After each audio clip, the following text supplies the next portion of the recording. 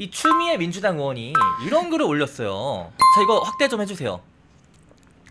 아니, 미국 이스라엘 전쟁 지원 멈춰야 한다. 근데 저희가 최근에 어떤 보도를 봤죠? G7 공동 성명을 보지 않았습니까? 이란을 규탄하는 내용이었습니다. 이스라엘이 아니라 G7은 공동 성명에서 이란을 규탄했습니다. 근데 추미애 민주당 의원이, 여당인 추미애 의원이 미국에게 이스라엘 전쟁 지원 멈춰야 한다.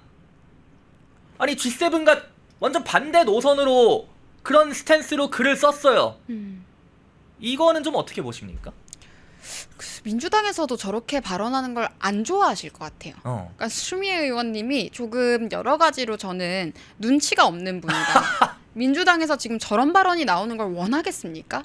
여당에서 쓸데없는 이야기를 한 것 같다라고 생각을 할 건데 또 저렇게 글을 또 길게 쓰셔가지고 안 그래도 지금 미국에서 저런 문제가 얼마나 중요한지는 다 민감하죠. 알고 계실 거예요. 그리고 앞으로 정부를 운영해 나가야 되기 때문에 우리 이재명 대통령의 정체성이 굉장히 친북 성향이고 친중 성향인 거 미국에서도 이미 알고는 있겠지만 대한민국 대통령으로서 이제 그런 부분들에 있어서도 조절을 하려는 모습들이 있거든요. 이제 이후에 지금 일본 이시바 총리랑 만났던 이야기도 좀 해야 될 것 같은데 이제 여러 가지 장면들이 있는데 굳이 또 이런 타이밍에 정말 부적절하게 G7에서 이제 딱 돌아온 직후에 갑자기 메시지를 냈다? 저는 저게 정부와 소통을 하고 된 메시지로도 보이지도 않고요. 지금 김병기 원내대표와도 소통하고 낸 메시지 같지는 않습니다. 추미애 의원 본인이나 의원실에서 이제 냈던 메시지 같은데 대놓고 반미하겠다고 하는 거잖아요. 예. 저게 그냥 테러 세력과 뭐 본인이 물화일체가 되겠다는 건지는 모르겠지만 굉장히 부적절하고요. 이게 우리가 탄핵 정국에서 팔레스타인 깃발 휘날렸던 거 다들 기억하실 겁니다. 그만큼 부적절한 발언인 겁니다. 그리고 지금 미국이 이스라엘 전쟁을 지원을 하든 하지 않든 그것은 미국 정부가 결정할 몫이거든요. 한국의 국회의원 1인이 저런 식으로 발언을 하는 것은 외교적으로 메시지가 오인될 수가 있기 때문에 굉장히 신중했어야 되고 그리고 특히 김병기 원내대표나 이재명 대통령을 포함해서 지금 민주당 관련해서 이재명 정부 인사들과 최소한 소통은 하고 있어야 되지 않나. 지금 어떻게 해서든지 이재명 대통령은 트럼프 대통령을 만나고 싶어 하잖아요. 한미 정상회담이라는 그 장면 자체를 지금 굉장히 원하고 있는데 저런 식으로 하게 된다면 더더욱 만날 가능성은 없어진다. 지금 반 이스라엘 하면서 테러리스트를 지지했었던 대학생들 다 추방하지 않았습니까? 그리고 유학생들에 대해서 앞으로는 비자도 발급해주지 않겠다라고 하고 있는 상황이고, 미국에서? 네, 지금 그런 상황들이 계속 있는데 우리나라의 국회의원이 저렇게 경망스러운 발언을 했다는 것은 외교 무지일 뿐만 아니라 오랫동안 정치를 하신 분이 할 말로는 굉장히 경솔했다라는 생각이 듭니다. 심지어 추미애는 국회의장 선거에도 나왔잖아요. 그렇죠. 이제 근데 추미애 의원이 민주당 내에서 얼마나 입지가 있거나 새가 있느냐라고 생각을 하면 별로 그게 강하지는 못하시더라고요. 근데 그 이유를 조금 알 것도 같다라는 생각이 드는 게 아니 G7에서 돌아온 직후에 그것도 한미 정상회담을 하지 못한 상황에서 갑자기 저런 말을 여당에서 누군가가 한다면 그게 정부에 도움이 되겠습니까? 저는 이런 장면들을 볼 때 참 여러모로 부적절했다. 근데 그것은 단순히 국민들이나 국민의 힘만 잘못했다고 생각하는 게 아니라 아마 민주당 내부에서도 불쾌하게 생각을 하실 가능성이 있다라고 봤습니다. 또 이시바 총리와의 만남 얘기를 해주셨는데 네. 그 이시바 총리와의 만남에서 제가 모니터링을 좀 해보니까 극좌 진영은 이시바의 얼굴이 굳은 장면을 캡처를 해서 네. 이재명 대통령과의 만남을 이시바가 두려워하고 있다. 두려워해서 표정으로 경직된 표정으로 나타난 것이다. 뭐 이런 네. 반응이 극좌 진영에서는 있더라고요. 커뮤니티 보니까. 일단 이시바 총리와의 이 만남 어떻게 보셨습니까? 그것 역시 상견례죠. 큰 의미를 갖기는 어렵고 그런데 다만 우리가 우려했었던 것은 또 문재인 대통령처럼 초면인데 바로 갑자기 또 과거사 이야기를 꺼낸다거나 그렇게 공격적이거나 부적절한 태도로 임할까봐 그런 걸 걱정하셨는데 다행히 그런 장면은 없었던 것 같습니다. 그렇다고 해서 이렇다 할 외교적 성과도 없었고요. 그냥 의례적으로 하는 이야기예요. 우리가 뭐 그런 과거가 있지만 미래로 나아가자. 그냥 늘 상투적으로 하는 그런 발언들을 한 번 더 했을 뿐인데 그런 것들을 가지고 굉장히 의미심장하게 이야기를 한다거나 이렇게 하더라고요. 그런데 저는 이번에 이제 이시바 총리와 함께 만났던 장면에서 중요했었던 것은 어쨌든 그런 문재인 정부가 했던 실패를 반복하지는 않았다는 점. 근데 그게 첫 번째 정상회담이기 때문에 앞으로 어떻게 될지는 모르겠습니다. 이번에는 그냥 인사하는 의미, 상견례의 의미만 있었기 때문에. 그런데 앞으로도 저는 이재명 대통령이 국민들로부터 더 많은 국민에게 지지를 받고 싶다면 문재인 정부의 실수 실수를 반복하지는 않을 것이라는 생각이 들거든요. 제2의 문재인이라는 말이 이재명 대통령이 원하는 말은 아닌 것 같더라고요. 그래서 이런 부분들에 있어서는 기조를 우리가 계속 지켜봐야 할 필요가 있어 보이고, 다만 제가 주목할 만한 말이라고 생각이 들었던 것은 이시바 총리가 이제 했던 말이 일본 TV에서 맨날 봐서 아는 분 같다. 처음 본 것 같지 않다. 라고 이야기를 했는데, 지금 일본 매체들에서 이제 이재명 대통령의 당선 이후에 그리고 당선 이전의 선거 과정에서 어떤 인물로 표현을 계속 했었느냐면 네. 굉장히 친북 성향을 가진, 그리고 종북이라는 단어까지 나온 매체들도 있었고요. 그런 친북 성향을 가진 인물이고 불법 대북 송금 사건에 연루되어 있다. 그리고 공범이 기소가 되었고 공범은 유죄를 받았다. 뭐 이런 내용들까지 일본 방송에서 보도를 또 하고 있습니다. 네. 그래서 그런 내용들을 아마 알고 있다라는 의미가 아니냐라는 이야기들을 국민들께서 많이 지적을 해주셨는데, 저는 그래서 이제 이재명 대통령이 냉정한 현실을 마주하게 된 것 같아요. 그동안 이제 한국 정치권에서 여러 가지로 본인이 원하는 대로, 그러니까 일종의 국민들을 상대로 가스라이팅을 하면서 본인 스스로도 자기 세뇌를 해왔었는데 국제 무대에서는 거짓이 통하지 않는 거죠. 거짓이 통하지 않는 것이고, 이미 다른 나라 각국 정상들이 본인의 정체성을 꿰뚫어보고 있다는 사실을 알았기 때문에 위축이 된다거나 소극적인 모습들도 나왔던 것 같고요. 그리고 생각보다 공세적인 발언이 나오지 못했던 것도 저는 그런데도 이유가 있을 거라고 봅니다. 지금까지 국민들 대상으로는 허위 사실이라거나 거짓말 같은 걸로 선동하고 가스라이팅해서 어떻게 해서든지 본인이 권력의 정점에 올라는 섰지만, 국제 무대에 나가서 각국 정상들을 마주해 보니 본인이 했던 방식이 통하지 않는다는 것을 체감을 했다고 생각을 합니다. 말을 하지 않아도 본능적으로 느끼는 위기감이나 위협감 같은 게 있지 않겠습니까? 그래서 그런 것들을 느꼈다고 보는데, 느끼셨다면 앞으로 여러 가지 행보들에 좀 달라지는 포인트들이 좀 필요해 보인다.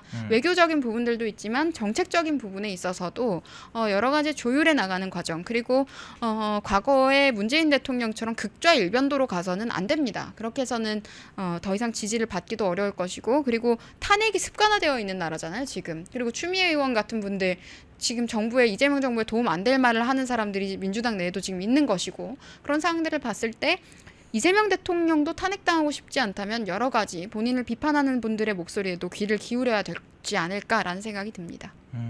자, 그리고 제가 중동 얘기로 좀 넘어갈까요, 이제? 네. 네, 중동 얘기로 넘어갈 차례인데, 트럼프 대통령이 소위 말해서 칼을 좀 빼들었습니다. 굉장히 강경하게 이란에 대해서 메시지를 내고 있는데, 이 중동 정세에 대해서는 좀 어떻게 보십니까? 결국에 트럼프 대통령이 원하는 거는 비핵화고요. 그리고 정부 초기부터 가장 중요하게 생각했던 건 대중 견제인데, 그것 때문에 지금 러시아 우크라이나 간의 갈등 같은 것도 중재를 하고 전쟁을 빨리 중지시키고 싶어 했었던 것이고, 그렇죠. 근데 그 와중에 또 이란과 이스라엘 사이에서 이제 트러블이 생겼는데, 지금 이란과 이스라엘 사이에 중동에서의 가장 큰 문제는 이란의 비핵화입니다.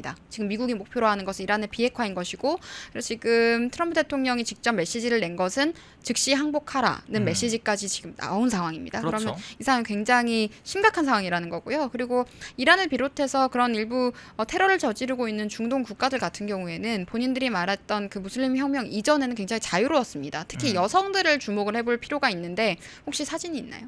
사진이... 네, 지금은 여성들이 거의 히잡 안에 갇혀서 살고 있거든요. 사진 없는 것 같습니다. 네. 지금 여성들이 지금 히잡 안에 갇혀서 살고 있는데, 그때는 그냥 우리나라처럼 옷 다 입고 그냥 그렇게 하셨었어요, 그 이전에는. 그래서 지금 이란에 있는 많은 국민들도 다시 그 자유를 되찾고 싶다, 그래서 이스라엘 지지한다라고 이야기하는 사람들도 지금 많이 나오고 있는 것이고, 네. 그리고 이란에서도 뭐 이스라엘 전투기를 추격을 했다라고 하는데 그게 이스라엘 전투기인가 의심스러운 사진들도 공개가 됐잖아요. 네. 그래서 그런 장면들도 있고 한데, 결국에 저는 이스라엘에게 조금 더 유리하지 않을까라고 생각이 듭니다. 그리고 트럼프 대통령이 목표로 하는 바는 어떠한 폭력성을 가지고 뭐 폭력적인 결과라거나 지금 중국이 원하는 전 세계의 중국화 이런 걸 원하는 게 아니고요. 네. 이란의 비핵화를 통한 평화를 원한다고 생각을 합니다. 중동의 평화를 원하고 중동에 살고 있는 더 많은 사람들이 자유를 누리기를 원한다라는 생각이 좀 더 가까울 것이라고 보는데, 그래서 저는 이란도 지금 이 상황에서는 더 이상은 강경 일본도로 가기 어려운 상황이 될 것이다.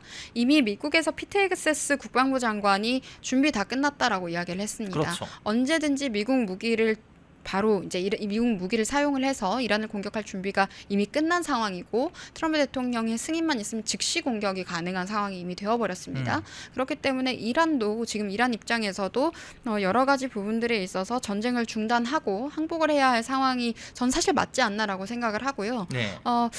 평화를 위협하는 가장 큰 요인이 지금 핵 아니겠습니까? 특히 네. 과거 공산진영 국가로 분류됐던 나라들, 그리고 지금 북한도 지금 핵 가지고 여러 가지 세계 평화를 위협하고 주변국들을 위협을 하고 있는데 이런 식의 폭력성은 중단이 돼야죠. 그래서 이 부분에 있어서는 또 우리가 자유진영 우방국으로서 미국에서 지금 이런 여러 가지 이야기를 하는 부분에 대해서 지지를 하는 것이 저는 맞다고 생각을 하고요. 네. 또 이재명 대통령도 트럼프 대통령과 조만간 나토 정상회의에서 만난다거나 이렇게 정상회담을 추진하고 싶다면 이 부분에 대한 입장도 아주 명확하게 해야 될 것입니다. 지금 추미애 의원이 저런 식으로 말도 안 되는 입장을 낸 것에 대해서도 지금 대통령실 측에서는 다른 입장을 낸다거나 지금 확실한 입장 표명이 있어야만 우방국으로 인정을 받을 수 있을 것 같고요.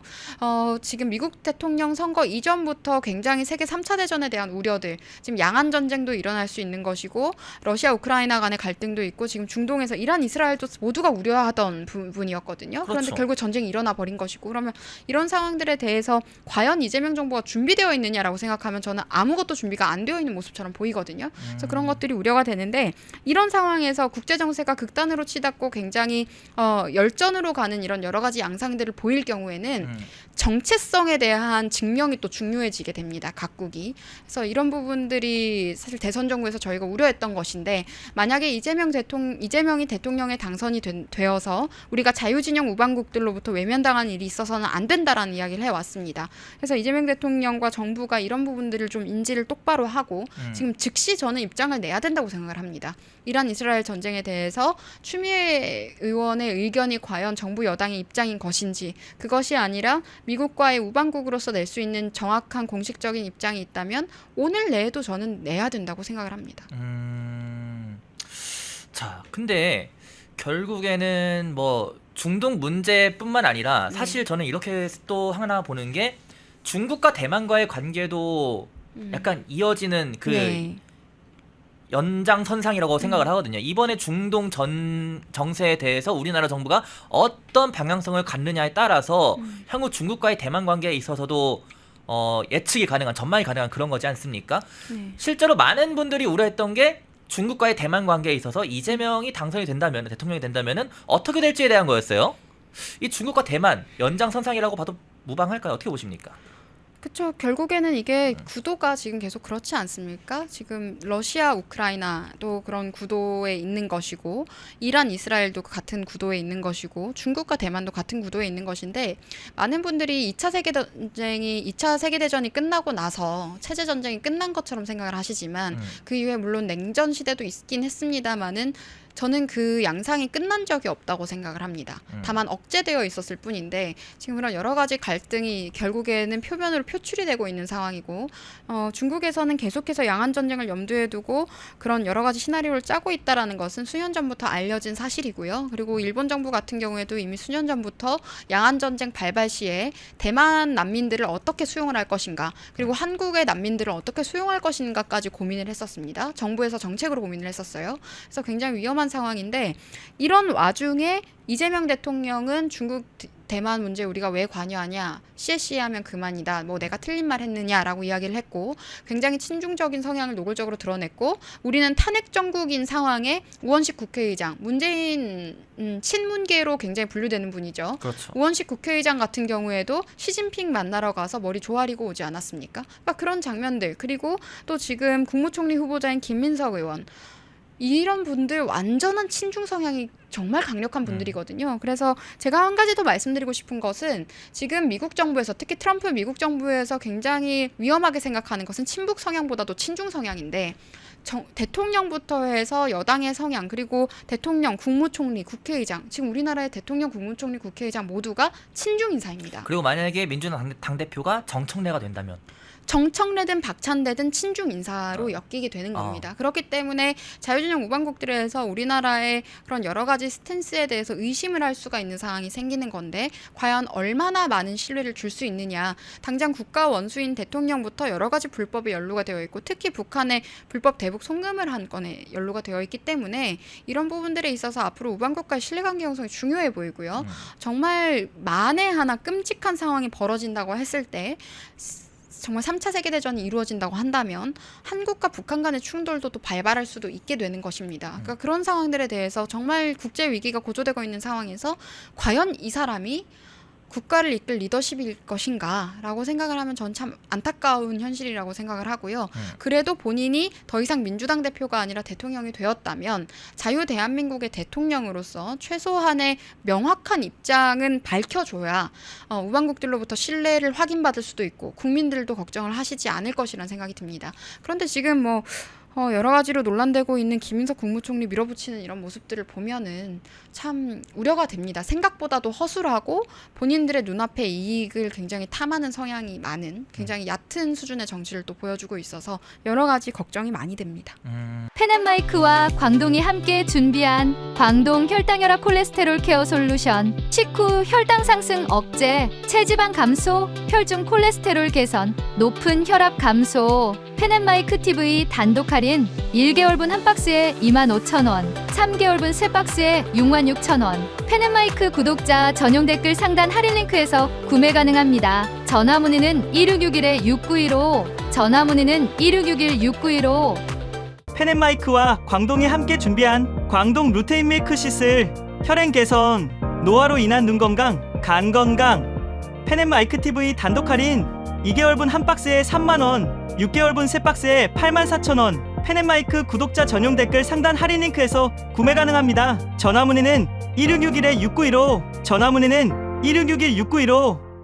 펜앤마이크와 광동이 함께 준비한 광동 면역보감 데일리 스틱 2024년 건강기능식품 대상, 높은 흡수율, 휴대와 섭취가 간편한 스틱형 펜앤마이크 TV 단독 할인 1개월분 한 박스에 33,000원, 3개월분 세 박스에 9만원. 펜앤마이크 구독자 전용 댓글 상단 할인 링크에서 구매 가능합니다. 전화 문의는 2661-6915, 전화 문의는 2661-6915.